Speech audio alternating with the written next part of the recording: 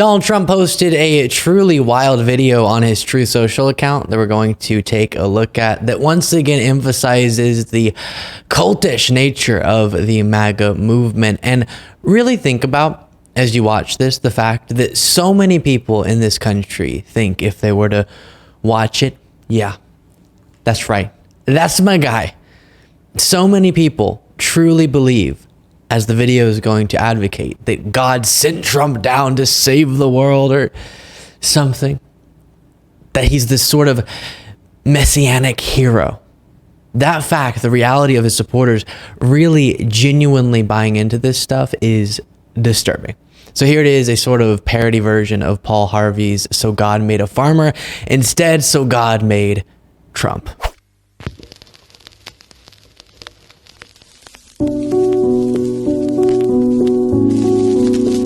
And on June 14th, 1946, God looked down on his planned paradise and said, "I need a caretaker." So God gave us Trump. God said, "I need somebody willing to get up before dawn, fix this country, work all day, fight the Marxists, eat supper, then go to the Oval Office and stay past midnight at a meeting of the heads of state." So God made Trump. "I need somebody with arms, strong enough to rustle the deep state, and yet gentle enough to deliver his own grandchild. Somebody to ruffle the feathers, tame cantankerous World Economic Forum, come home hungry, have to wait until the First Lady is done with lunch with friends, then tell the ladies to be sure and come back real soon, and mean it." So God gave us Trump.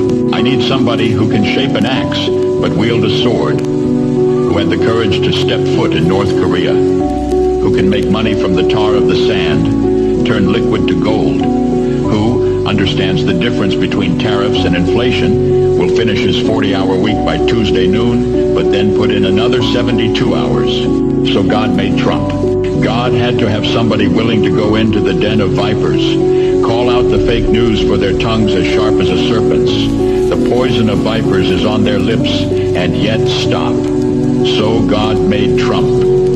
God said, "I need somebody who will be strong and courageous, who will not be afraid or terrified of the wolves when they attack, a man who cares for the flock, a shepherd to mankind who won't ever leave nor forsake them." It continues on, but we'll stop it there. So, of course, things like that emphasize the cultish dedication to Trump of the MAGA movement, thinking he's the hero sent by God to fight for everyday people when he's so obviously only in it for himself. But also things like this, the Washington Post reports, Trump voters trust him more than they trust friends and family, something we've looked at before.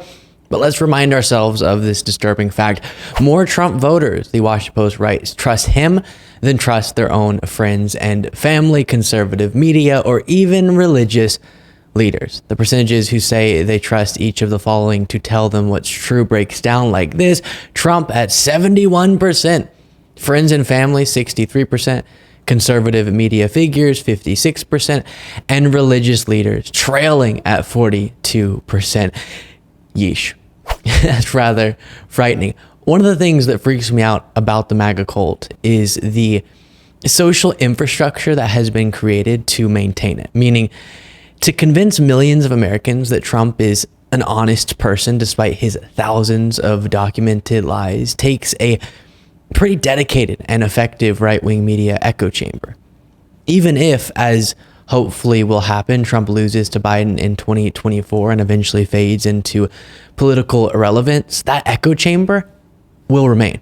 Same thing with the election. The media and information infrastructure that was created to convince millions of Americans that the election was stolen despite not a shred of evidence, that's going to remain after Trump is long gone.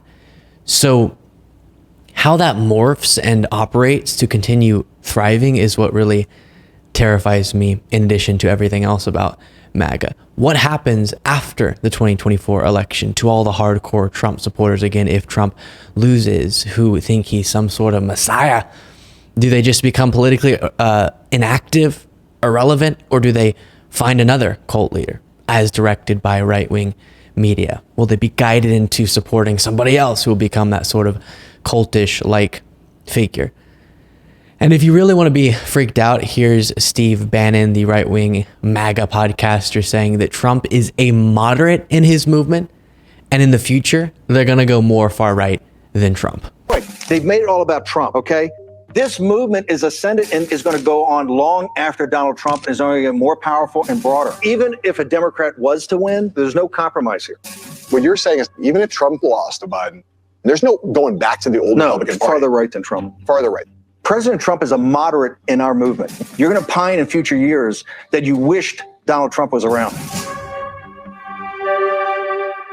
So where does MAGA go next, I guess, is the question I'm struggling with right now. Especially because none of the answers are, good at all, to say the least. An example, though, of the next generation of MAGA leaders is Republican Senate candidate Carrie Lake, who said this in a recent interview. Their strategy, Carrie, because they've already pulled COVID on us, right? And killed how many of us? They've already stolen elections. They've already, like you said, destroyed all of our basic rights in our Constitution to try to steal. They can't win based on principle or ideals. What do we do? What's the answer here? These are some of the most corrupt, disgusting, evil people in the world. They're pushing this globalist agenda, and they don't care who they destroy in the process. They've got to win and get that globalist agenda move forward. And the one man that's most dangerous to that globalist agenda, which, by the way, will be the end of America, the globalist agenda, the one man standing in their way is the man you just saw on your screen, President Donald J. Trump. And that is why they unleashed viruses. They've tried to destroy economies. They've tried to shut down the country to stop him. So the next generation of MAGA ain't going to be reasonable. I can tell you that for certain, which I think we've all realized. She's pushing the idea, as you saw there, that COVID was unleashed to make Trump lose the 2020 election. That's as bonkers as it gets. But again, it's the media infrastructure that was refined and built around Trump that allows for this sort of nonsense to prevail. The MAGA media echo chamber is so insulated that you can say COVID was just a way to make Trump lose the election, and viewers nod their heads affirmatively. That's a pretty powerful information bubble that has been created, and that can continue to be used for dangerous ends long after Trump. Very frightening. By the way, this idea that COVID was manufactured to unleash on Trump and take him down in 2020 is something I've been told many a time in my interviews with Trump supporters. Here are a couple examples. Oh, COVID is a government-made virus. Yeah, it's a government-made virus. Oh, that's okay. Yeah, of course we can talk to liberals. Yes, it's a government-made virus. They said it came from a lab. If it came from a lab, it's a weapon of biowarfare. And then they followed up. This is a depopulation operation that they're doing. My audience is less familiar, so we got to walk through step by step. So who facilitated the creating of the virus, and for what purpose? It's the deep state. It's the globalist, Bill Gates, the World Economic Forum, Klaus Schwab, the gang from Davos. This has been in the works for a long time. Was the COVID an effort to get Trump out of office? I think in part, in combination, they've been planning. Alex Jones warned me on video of the virus they were going to use to destroy the country in the late 90s. So he gave me a lot of time to prepare for all you guys. They were going to... Me? Oh, I didn't create the vaccine. Young, but I was concocting the vaccine in the 90s before I was born. No, but I mean, you're all about whatever you're about. So who created the virus? 2014, they shipped it over there. I guess Who? UNC, Fauci handed it, the NIH, the CDC, FDA. So Fauci wanted to start COVID because... Obama moved the vaccine over. Obama wanted to start COVID. He was the president in 2014, right? Okay, and what would be the end goal there? Oh, to lock down the country. And that would do what for them? Steal the election. So in the 1990s, they started preparing. So first of all, there's obviously no evidence for the claim. But second of all, how on earth would that make any sense at all? China created the virus to make Trump lose an election while wiping out a bunch of their own people in their own country and across the world just to take Trump down. But they created it, one of the guys was saying, in 2014, put it in their back pocket, waiting because they knew Trump was going to eventually come. And then when he did, then they unleashed it to take him down. And they just assumed that Trump would mishandle it and lose re-election. If he just stepped up and taken it seriously, he could have won re-election easily, as did other world leaders. He could have been a uniting crisis leader. But instead, well, you remember. Supposing we hit the body with a tremendous, whether it's ultraviolet or just very powerful light, and I think you said that has him in check, but you're going to test it. And then I said, supposing you brought the light inside the body, which you can do either through the skin or in some other way. And I think you said you're going to test that too. Sounds interesting. Right, and then I see the disinfectant where it knocks it out in a minute, 1 minute. And is there a way we can do something like that by injection inside or almost a cleaning? Because you see it gets on the lungs and it does a tremendous number in the lungs. So it'd be interesting to check that. So that you're going to have to use medical doctors with. But it sounds interesting to me. My goodness, every time I watch that, I have a hard time believing it actually happened. Now, while we're on the subject of the MAGA cult, you got to see this. Stick around for it. Biden delivered a pretty powerful speech today where he called out the MAGA movement and its threat to democracy, this movement that supports Trump despite his attempts to block the peaceful transfer of power, his promise to lock up his critics if he gets into office again, his call for the termination of the Constitution, his statement about the government coming down hard on media outlets he doesn't like, and on it goes. And the saddest part is it may not be despite those things, but because of those things that he's supported by this movement. And in this speech, Biden set the tone for his 2024 campaign in a pretty strong fashion. It was sort of a day before the anniversary of January 6th speech, and here are a few moments from it, starting with Biden reflecting on Trump's unwillingness to call off the mob on January 6th. The entire nation watched in horror. The whole world watched in disbelief, and Trump did nothing.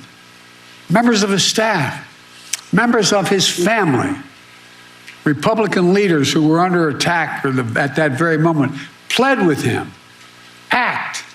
Call off the mob. Imagine had he gone out and said, stop. And still, Trump did nothing. It was among the worst derelictions of duty by a president in American history. All-out war is what Trump wants. That's why he doesn't understand the most fundamental truth about this country. Unlike other nations on earth, America is not built on ethnicity, religion, geography. We're the only nation in the history of the world built on an idea. Not hyperbole, built on an idea.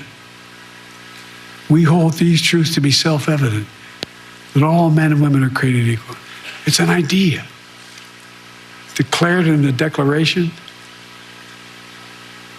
created in a way that we've viewed everybody as equal and should be treated equal throughout their lives. We've never fully lived up to that. We have a long way to go. But we've never walked away from the idea. We've never walked away from it before. And I promise you, I will not let Donald Trump and the MAGA Republicans force us to walk away now. The choice is clear. Donald Trump's campaign is about him, not America, not you. Donald Trump's campaign is obsessed with the past, not the future. He's willing to sacrifice our democracy, put himself in power. Our campaign is different. For me and Kamala, our campaign is about America. It's about you. It's about every age and background that occupy this country. It's about the future we're going to continue to build together. And our campaign is about preserving and strengthening our American democracy. There we go. Democracy is on the ballot in 2024. I don't know how many times you're going to hear me say that before the election, but it's going to be a lot, okay? You can take that to the bank. Make sure you are subscribed to the YouTube channel. It's the simplest, easiest, freest way you can just boom, support the show like that. And then if you're thinking that's not enough, I want to support the show more and I want to get more content from the show, you can go to lukebeasleyshow.com/membership, become a member there, get the bonus show Monday through Friday. I'll talk to you all next time.